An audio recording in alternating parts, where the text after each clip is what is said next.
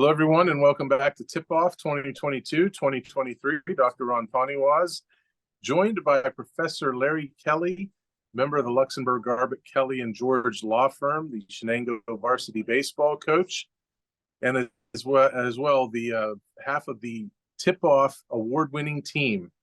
Larry Kelly, welcome aboard. Thank you for joining us. Always a pleasure, Ronnie. This is maybe the last hurrah. We may do a show next week if the Union Lady Scotties bring home a state championship. Has there ever been well, I shouldn't say that. That's a silly question. I was going to say Neshannock High School, the Lady Lancers brought home a state championship last year. And I guess my question is, has there ever been back-to-back state champions from Lawrence County? I'm not so sure I can recall that there have been back-to-back state champions in basketball, whether it be men or women. I can't think of it happening where two Lawrence County teams went back-to-back in a state championship game. Yeah, that's a good question. Not that I can think of off the top of my head. We've had 4 straight years, and remember, it's been interrupted because of COVID, but four straight years that we've had basketball, we've had a team from Lawrence County competing in the state championship. Last year, we had Newcastle boys and Neshannock girls. The year prior to that, I believe it was the Neshannock girls and the Mohawk girls. So that makes 3. I think COVID was interrupted, so we didn't have any games that season. And then I'm not sure who it was off the top of my head prior to COVID, but I think I've heard that this is the 4th straight season that basketball has been observed at the state championship level at the PIAA as Lawrence County. And I'm going to tell you something that speaks volumes for how far athletics has come in Lawrence County. We've always been good, but we've been special the last 4 or 5 years. If you think about state championship games, you just mentioned Newcastle basketball, Neshannock basketball, Shenango baseball, Neshannock baseball. Did Union get to? I know they won the Whippeal championship a couple of years ago. Did they get to the state championship game? I can't remember. I don't think it might have happened, but I mean, Lawrence County has really stepped forward and been special, athletically, in every sport. And it's really something. And it's a county that's diminished in population.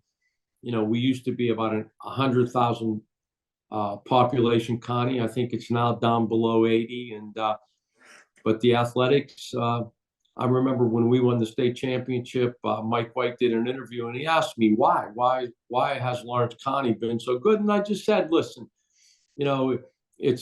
it was an old steel town, and the people here were hard scrabble people, and it comes down from your grandparents to your parents to the young men and women who are playing today. You're from Lawrence County, you're a pretty tough kid, and it's been just an amazing run. And I know we're talking about Joe Roth as athlete of the week. There's another state champion from Lawrence County. And was it last year that Waddy was the state wrestling champ? Help me, Ronnie. I got a mental block there, from Elwood City. Oh, yeah. Gosh, I'm trying to think of his name. He's in Bucknell now. It's Steve Antuano's stepson, and I apologize, Stevie, for not. But another state champion. So we've been well represented here in Lawrence County, and it's a special county, and we're here to talk about yet another state champion as our athlete of the week. Yes, and that athlete is somebody that, well, everybody should know the name, Joseph Roth of Elwood City, Lincoln, but he swims via co-op with Riverside High School. Because my wife just reminded me, Ronnie, before we forget, Austin Wally. I couldn't think of his first name. State wrestling champ last year from Lincoln High School. So, again, man, what great athletes we have coming from our county. And we're talking about our athlete of the week, Joe Roth. Go ahead. Let's talk about Yeah, Joseph Roth, again, Elwood City Lincoln student. He's a junior swimmer. He swims via co-op with Riverside High School. As I mentioned, Elwood City does not have a varsity swimming program. He won his second consecutive PIAA championship, gold medal in the 100-yard backstroke in a time of 48.66, Larry. And again, second straight state championship. I don't think he'll be an underdog for a third. I think he'll be a favorite to win a third straight next season. And, the young man is special. He's about 6'6", and guys that are his size, they tend to have tremendous careers and futures in swimming. And, this young man could swim in the Olympics one of these days. Not only is he a fantastic basketball player, he's an excellent baseball player, but swimming may be his best sport. Mm-hmm. Yeah, and it goes up too, because you really don't hear anything about it until it gets to be the district level, because of them not having a swim program. And when does he compete? Where does he compete? Does he compete in regular meets? I'm sure he probably does, but again, it's not something that you hear about. You don't get the results turned in or anything. Yeah. I mean, Michael Phelps, the great Olympic swimmer, who I believe has more gold medals than any American athlete, was like 6'7", built a lot like Joe Roth. So Joe's a dedicated athlete, and he puts his mind to it. This young man, we might be watching him on TV in the Olympics one of these days. He's that good. And a credit to his mother and father, Denise and Rick Roth, the whole family, tremendous athletes. Not only the boys, but the women in that family had tremendous basketball careers at Lincoln High School. So really, really, really special young man, so well deserving of Athlete of the Week. Absolutely. Anything else, Larry, you want to touch on with Joseph Roth before I add one more thing on this subject before we head off into our state championship preview? We may be wrong on this, but I don't know that there's ever been a Lawrence County athlete who went back-to-back gold medals. Maybe we said there might have been a few swimmers who have done it, but off the top of my head, I can't remember it. Winning at one time is amazing. Going back-to-back is special. And the young man has another year, so he may go for the Triple Crown, and he may win it in more than one event. This past year, he won it in the backstroke, but he's an excellent freestyle swimmer. So, bright future for Joe Roth, and I can't wait to watch it. I just hope he doesn't do a job on me on the baseball field, because he's a pitcher and he's pretty good. Yeah. Caitlin Layberger was who I was thinking of prior to when we went on for Wilmington, swam at Westminster. Then the Taylor from Elwood City, I think swimming collegiately at Ohio State. And then there was a boy from Neshannock, ended up going to West Virginia University. Those would be the three student athletes that I would name if I had to look it up to see if they won consecutive state golds. If they went back to back, yeah, that's really special. And I tip my hat and I salute the young man. He's an excellent student also. He has a bright future. Under the umbrella of Athlete of the Week, I want to throw in the Union boys basketball team. We had 8 teams advance to the state basketball playoffs. And then all of a sudden, it got whittled down a little bit by little bit until we came into this week with just 2 teams left, Larry. And the Union boys went up against Amani Christian and got eliminated. Now, the reason I bring this up, and I saw something on Twitter in the comments section. A lot of times I'll see somebody post something, and for kicks, I want to read the comments. And before you give your answer, I have no opinion on it one way or another. I couldn't tell you yes or no if it falls under that category. So your opinion, you give your opinion, we'll see where it stacks. But somebody had commented that this year's Union varsity boys basketball team, greatest boys basketball team in Union's history. Now, here's the thing. 2003, the team won a WPIAL championship. This year's team did not. 2003's team advanced to the state championship. This year's team did not. That year's team did not win 20-some games. This year's team did. So you got two things going for the 03 team, gold in 03 and silver at the state level. This year's team did not win gold at the WPIAL level. This year's team did not make the state championship. So the question is, which is the better team, 2003 or 2023? And again, I have no opinion on it. Did Craig Hannon play on that 2003 team? Is that the team I'm thinking of? He did. Yeah. Craig Hannon, a lot like the Stanley boys, was a tremendous basketball player. And, the problem with Union is they ran into Amani Christian, who had a pretty good recruiting year, and end up recruiting a couple of 6'8" players, who were pretty tough to handle inside, in a point guard that, won a Whitfield championship with another team last year.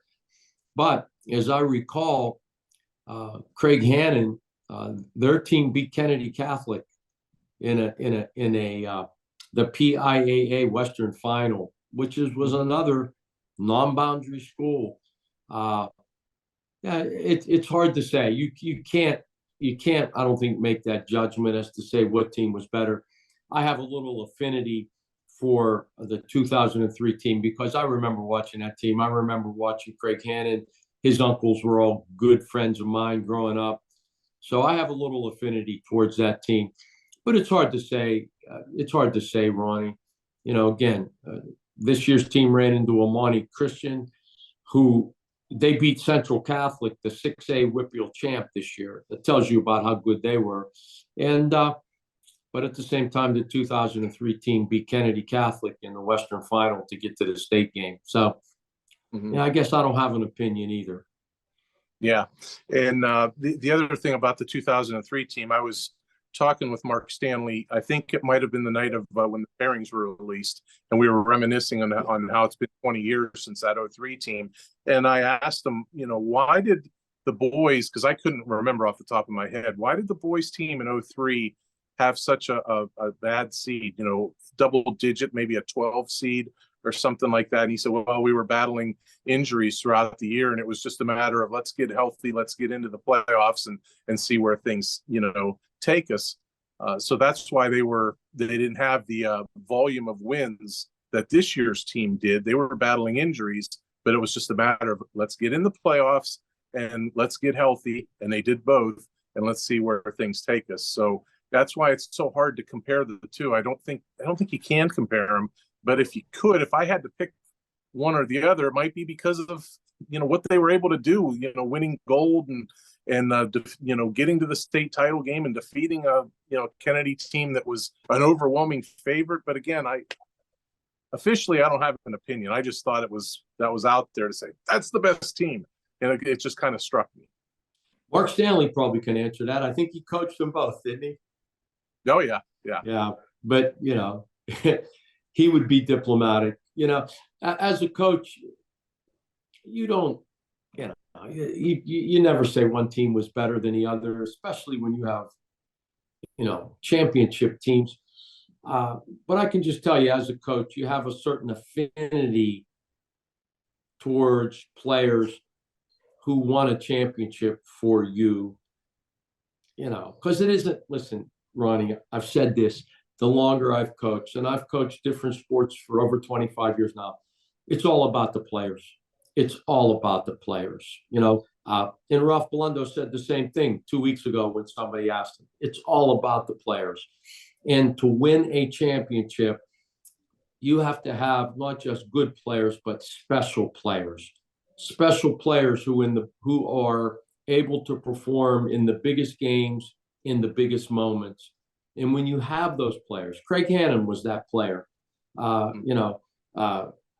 When we won a state championship at Newcastle in basketball in 2014, Anthony Richards, Malik Hooker, the Allen boys. They were those players. Jake McFadder was one of those guys. You know, when I won the Whitfield Baseball Championship, I had special players, Shane Cato and Ethan Bintram, Gabe Yanchin, Creek Calabria. These guys were special. And in the biggest moments, they were able to perform. So, you know, I don't know that you can say one team was better than the other, but I bet if you ask Coach Stanley, there's a special place in his heart for that team in 2003. Mm-hmm.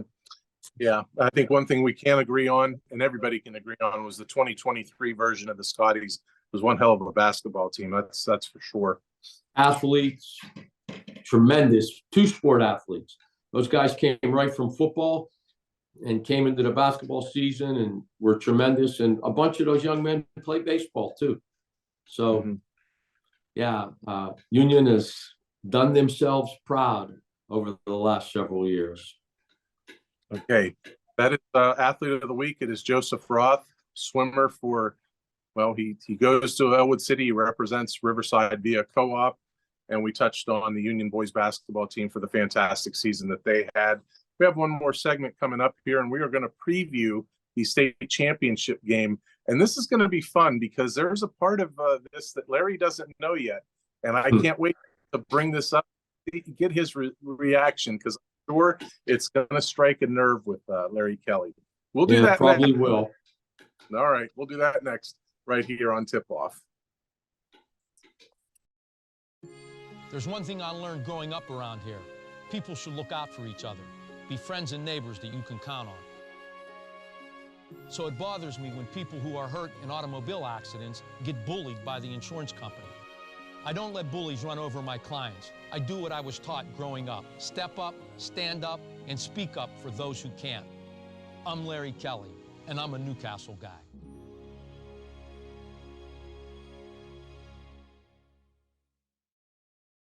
We're back with you here on Tip Off, and this is going to be our game preview segment.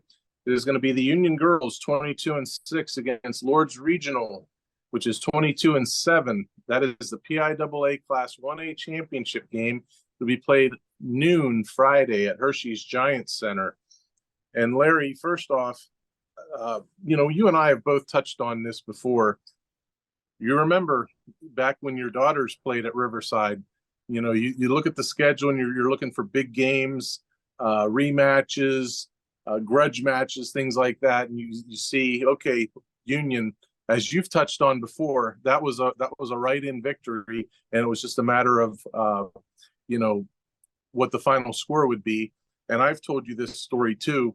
When Rob Nogue was hired, you've been in our new back when the desks were, you know, in a different position. And I remember Kayleen Cubble saying to me, you know, Rob Nogue was hired tonight.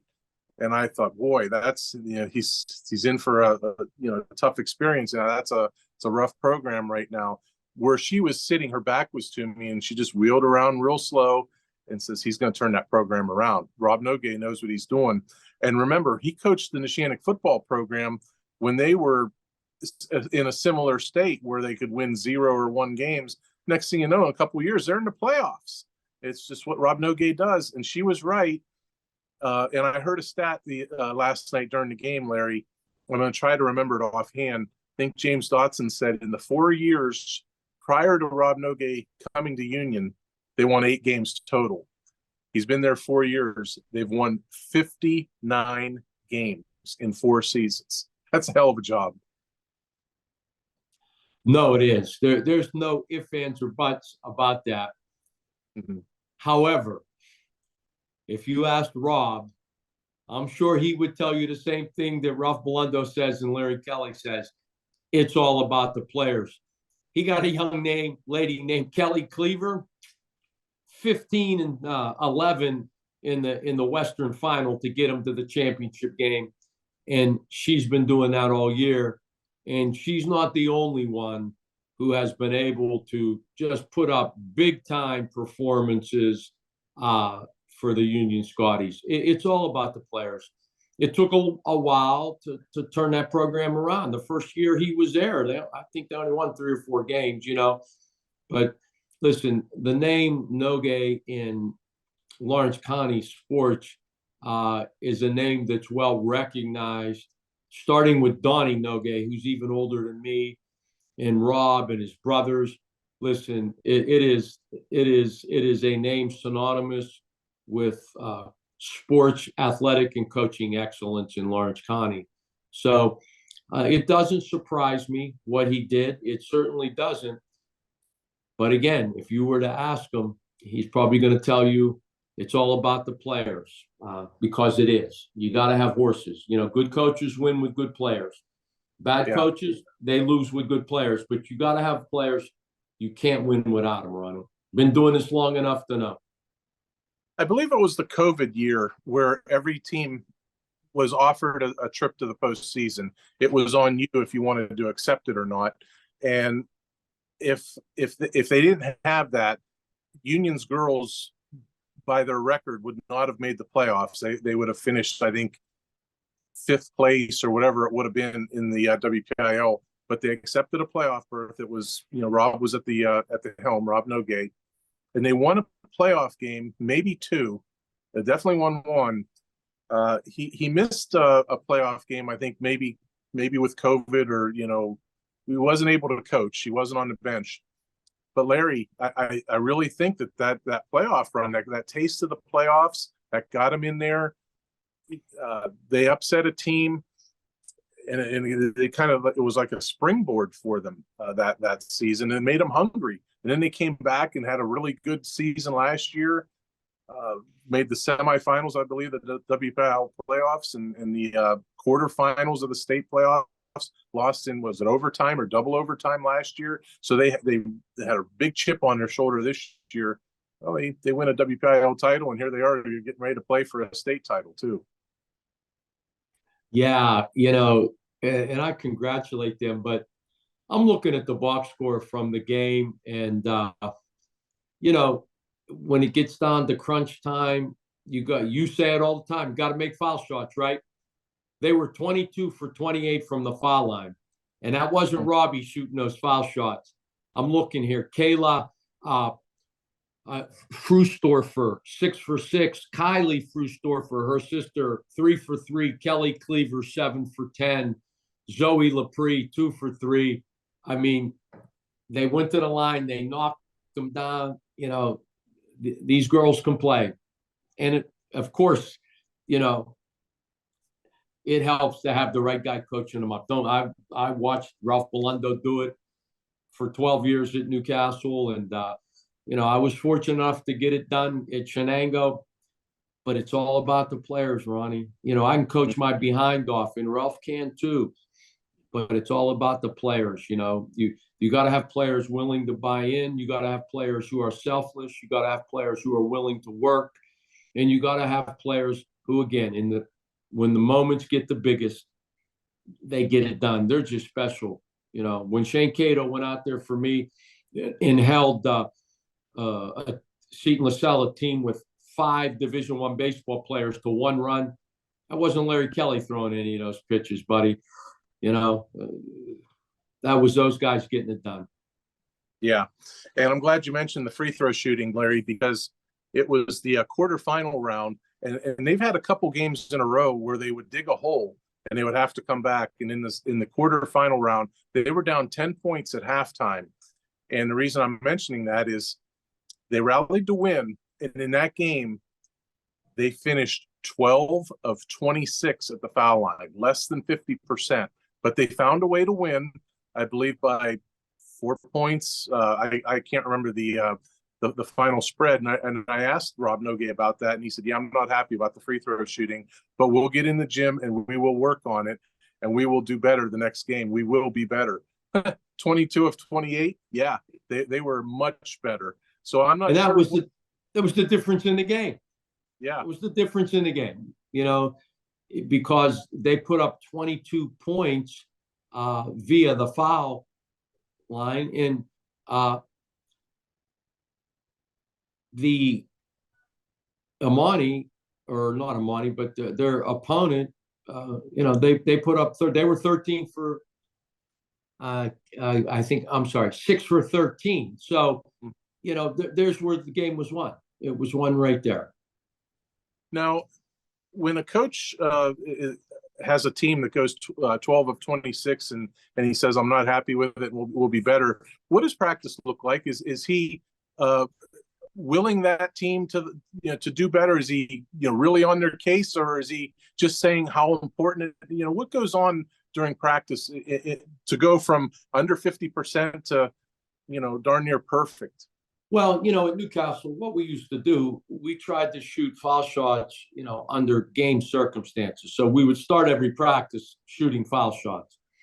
And then we would run a couple drills, and one of the drills was just a full court layup drill.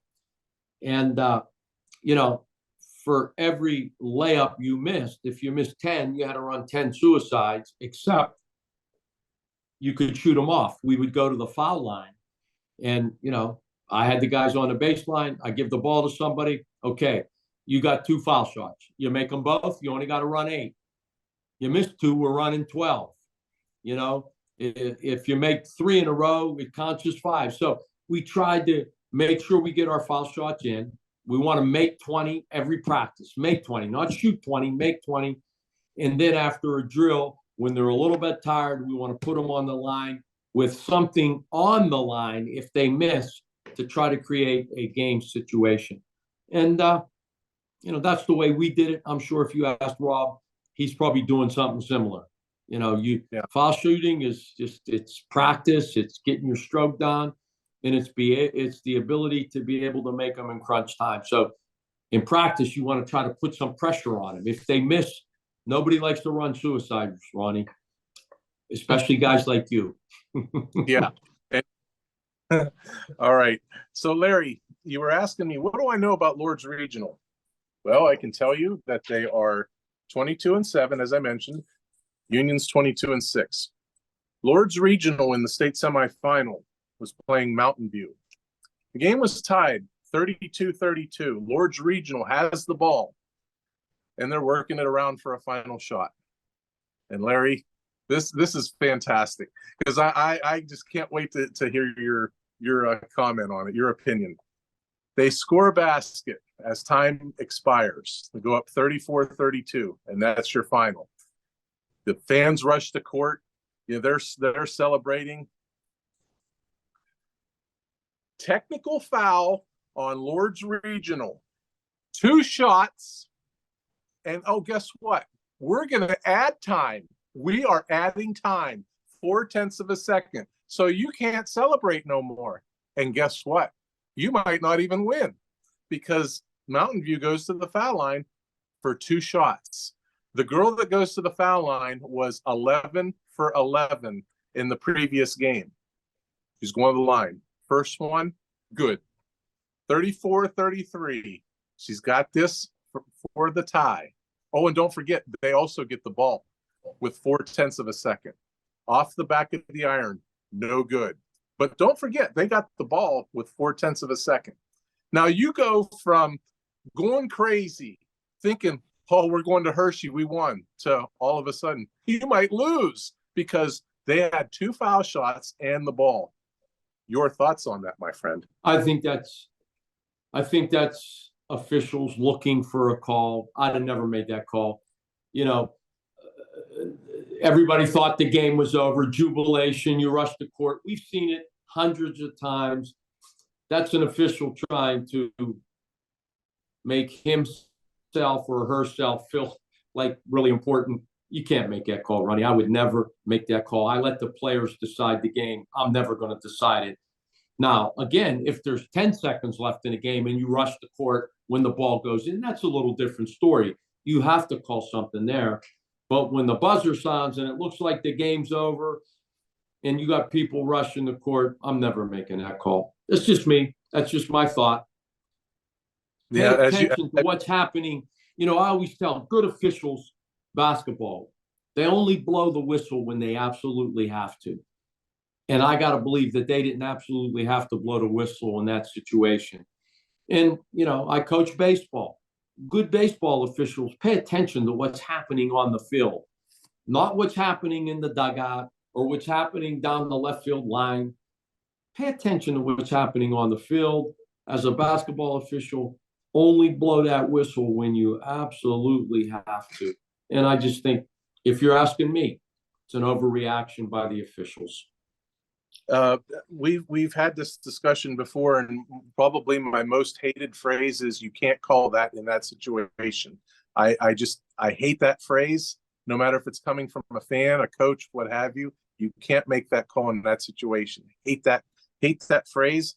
But here, let me. This is from the Daily Item newspaper. It mentions about how they called that technical foul. And I think this is from the coach for Lord's Regional. Quote, she, the lead official, was forced to call a technical foul for storming the floor because there was still time left on the clock. She was like, quote, I have to do it. I'm sorry. So, she said that. Now, let me ask you this. When you go to a basketball game, especially a playoff game, and I would imagine that you've been to enough of them, even though you're worried about what's going on in the huddle, you probably hear it where they tell you, please stay off the floor when the game is over. Please stay off the floor. They tell you that for one reason, to keep your rear end in the stands. You don't belong on the court. That's for players, officials, coaches. That's who belong on the court. Fans do not belong on the court. I know we see it all the time in college and all that sort of stuff.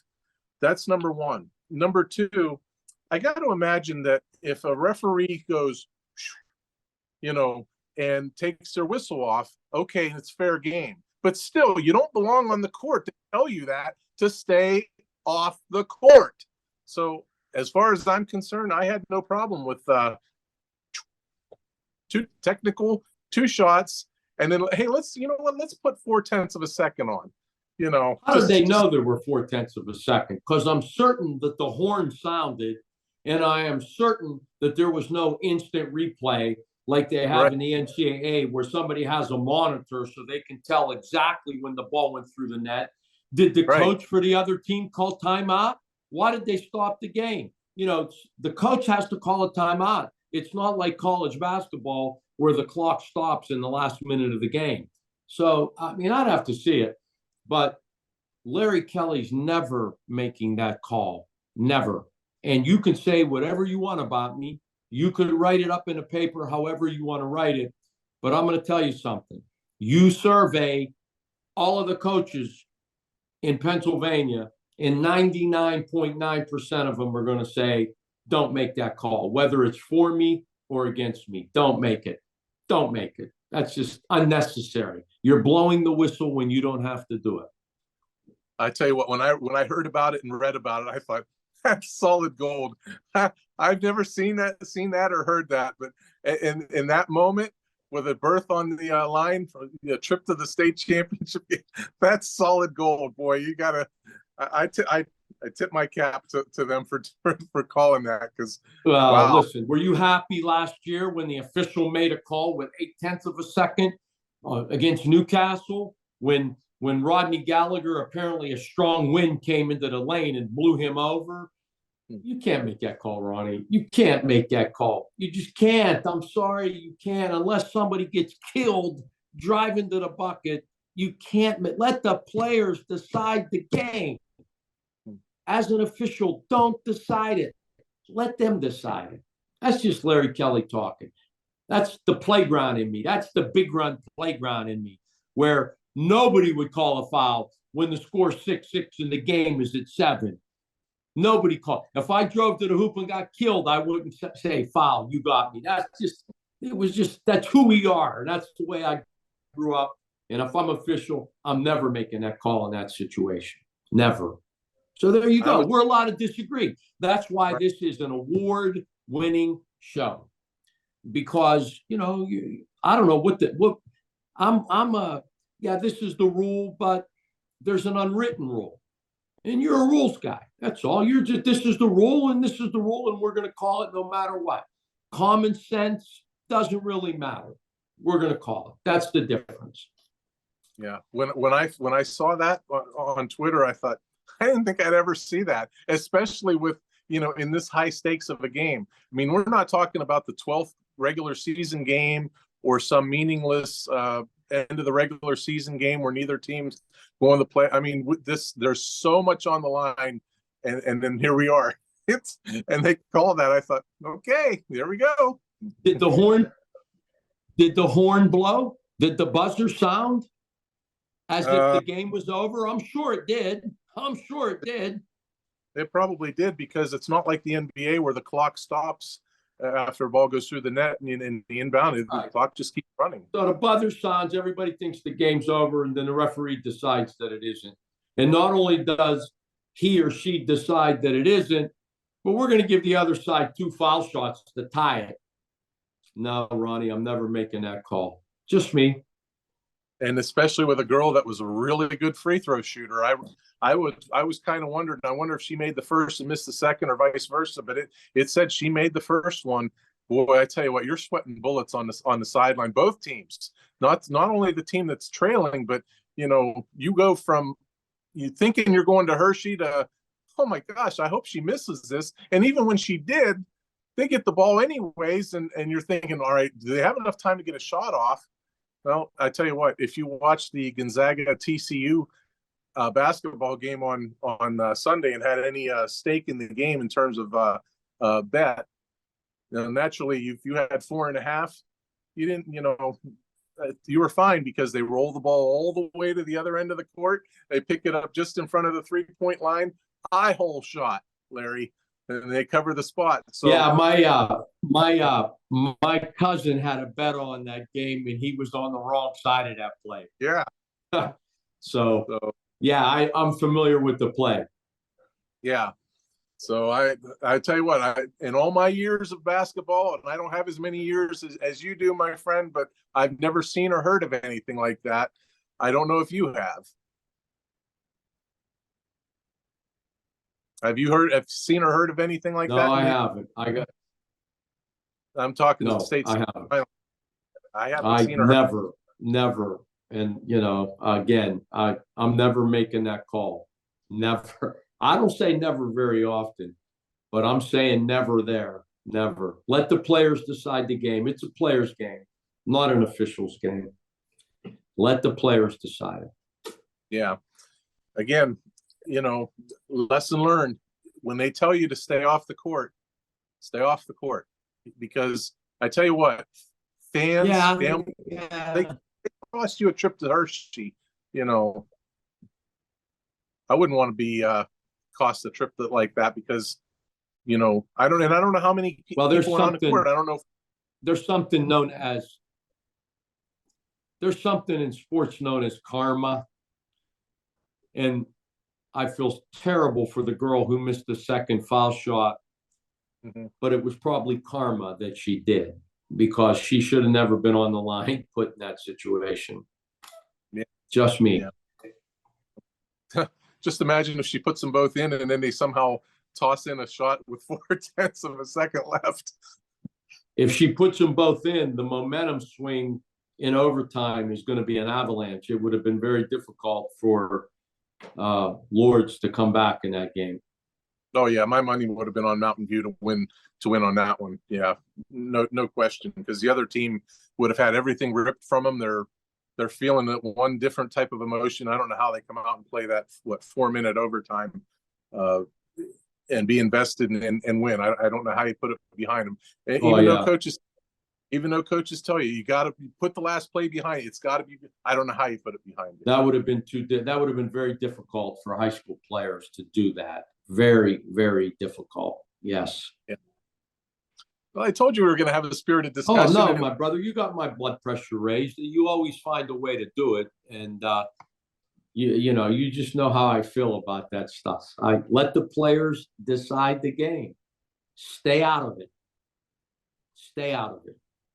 Yeah. Only blow that whistle when it's absolutely necessary, when you have no other choice but to blow the whistle.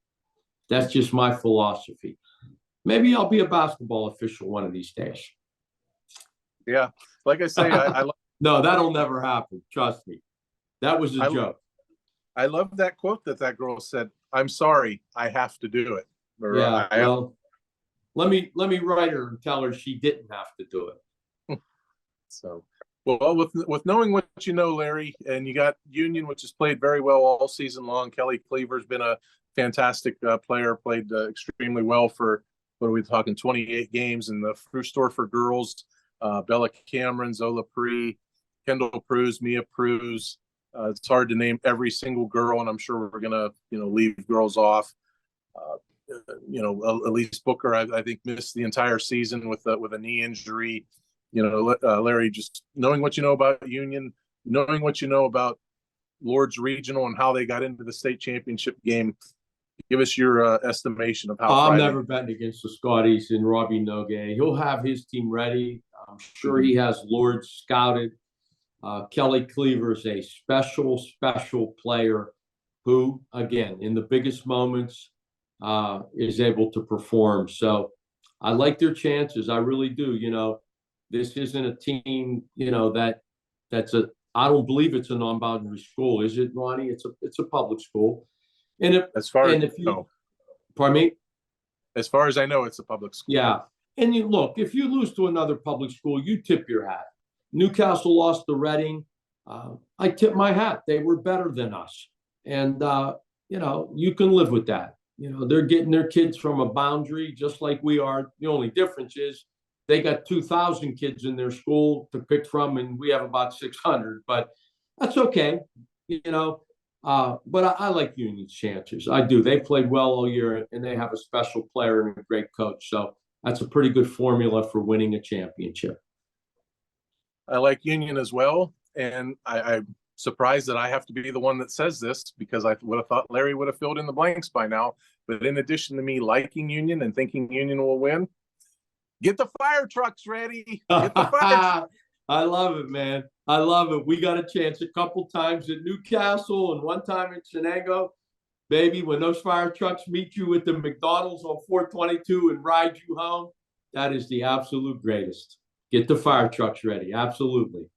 All right. Well, sometimes I got to fill in the blanks for you, Larry. That's okay. Thank you. Yeah, I love that. Get the fire trucks ready. Yep. All right. And let me say this, and it's the one thing that I regret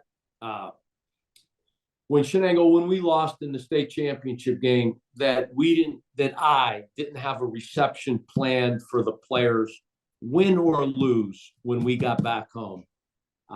If I ever get a chance to do it again, win or lose, let's have a reception, because it's so disheartening when, you've lost, you came home from Penn State, 3-hour bus ride, and then all the kids just get off the bus and go home. That was on me. I should have had a reception for them. And so if we're going to cry, let's cry on each other's shoulder. But at the same time, let's revel in what we accomplished to get there and how hard it is, and, all of the good stuff. So Union, if you're listening, win or lose, have a reception for the girls when they get home after the game. Absolutely. Or do it in Hershey. What time is their game? Is it an afternoon game? I think I saw, Ronnie. High noon. Yeah. So I don't know if they're coming home that day. They probably are. So if they're coming home that day, have a reception plan. Win or lose at the school for the girls. Win or lose. Best of luck to the Union Lady Scots, players, coaches, fan base, everybody involved. We're pulling for you for sure. I'm sure Larry Kelly is as well. Bring home that state championship. That'd be a great addition to the trophy case up at Union. Have a little friend in the trophy case to go along with that WPIAA championship trophy. Absolutely. Yes, sir. Absolutely. All right. He's Larry Kelly, and I'm Ron Poniewasz. We will be back here next week. I will make that executive decision. We will be back here next week. Great. To the championship game. Hopefully it's for better and not for worse. So we will talk about it next week, and possibly talk about something else also in addition to Union. We'll work on that in the days leading up to that. He's Larry Kelly. I'm Ron Poniewasz. Again, best of luck to Union Lady Scots on Friday afternoon. Get the championship, bring it back home. We'll see you back here next week, everybody.